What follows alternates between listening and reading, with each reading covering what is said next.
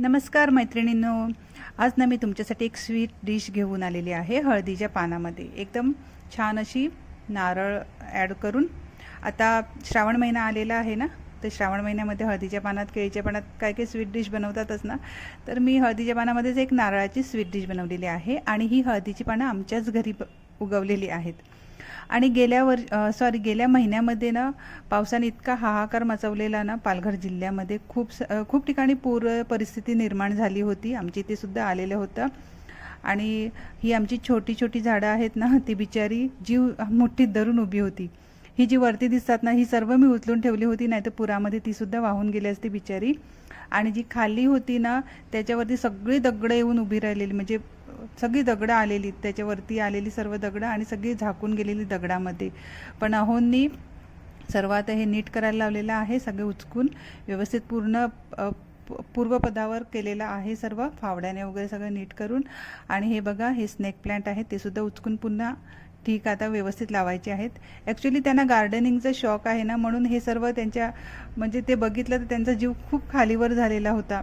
म्हणजे त्यांचा जीव होता असं लहान लहान रोपट्यांमध्ये त्यांचा खूप जीव असतो. आणि ही आळूची पानं आहेत, ही तर पूर्ण बुडलेली होती पाण्यामध्ये, पण तीसुद्धा बिचारी जीव मुठ्ठीत धरून उभी होती आणि जगली आहेत. ह्याचीसुद्धा मी भरपूर रेसिपी आता बनवणार आहे. गणपती गौरींपर्यंत ती मोठी होतील आता आळूची पानं.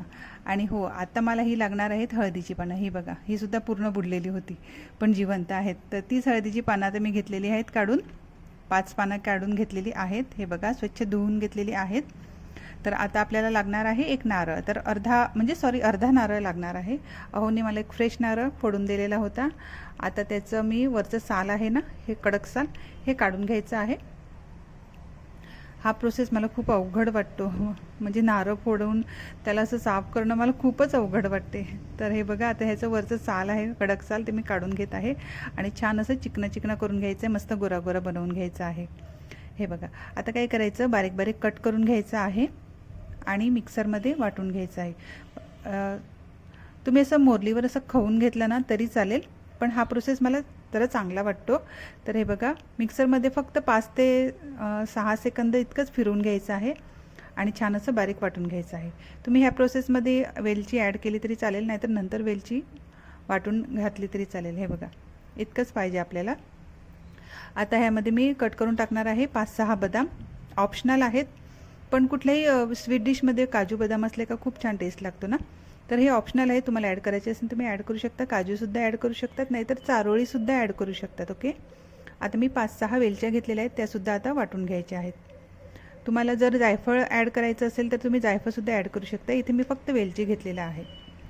ठीक आहे, आता इथे मी घेतलेलं आहे 1 पाऊण वाटी, छोटी वाटी इतकं तांदळाचं पीठ घेतलेलं आहे.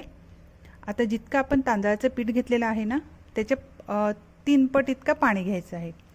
तर हे बघा, पाऊण वाटी तांदळाचं पीठ होतं ना, तर मी 2.25 वाटी इतकं पाणी घेतलेलं आहे. दाखवताना 2च वाटी दाखवले, पण मी 2.25 वाटी इतकं पाणी घेतलेलं आहे. ठीक आहे, आता त्या पाण्यामध्येच मी ॲड केलेलं आहे कट केलेले बदाम आणि वाटलेली वेलची आणि थोडंसं गूळ ॲड करायचं आहे. म्हणजे एक छोटी वाटी इतकी गूळ ॲड करायचं आहे.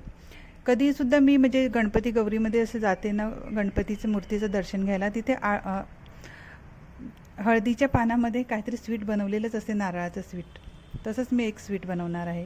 पारंपरिक पदार्थ आहे, खूप ठिकाणी बनते असं. आता त्यामध्येच मी 1 चमचा इतका डालडा तूप ॲड केलेला आहे.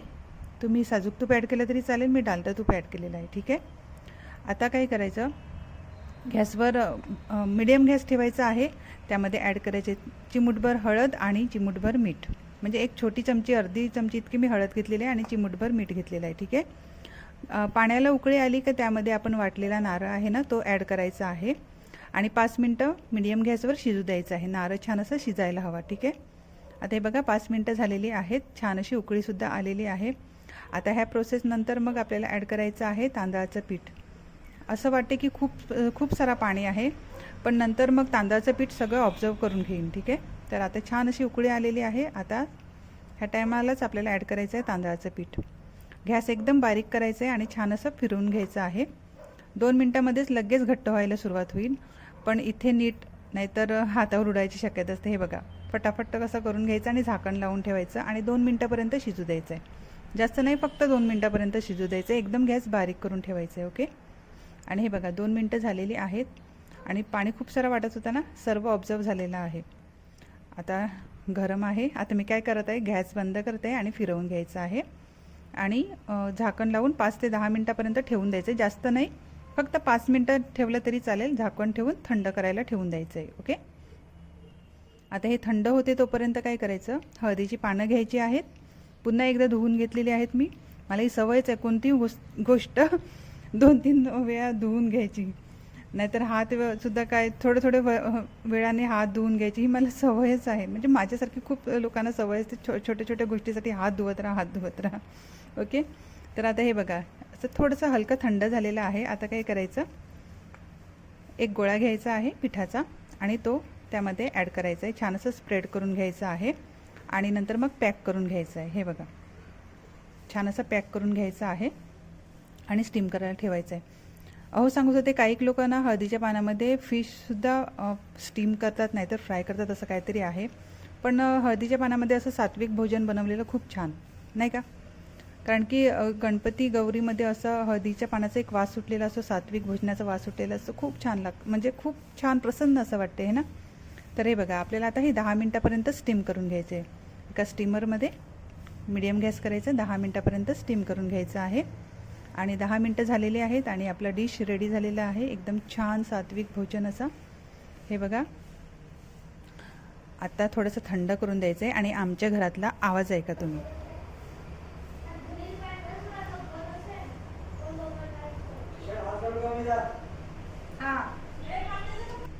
ही आमच्या घरात 3 पाखरं आहेत ना, बाहेरची पाखरं तर अलगच, ही आमच्या घरात 3 पाखरं आहेत ना, ती हमेशा माझ्या मागे चिवचिव करत फिरतच असतात, शूटसुद्धा करून देत नाही.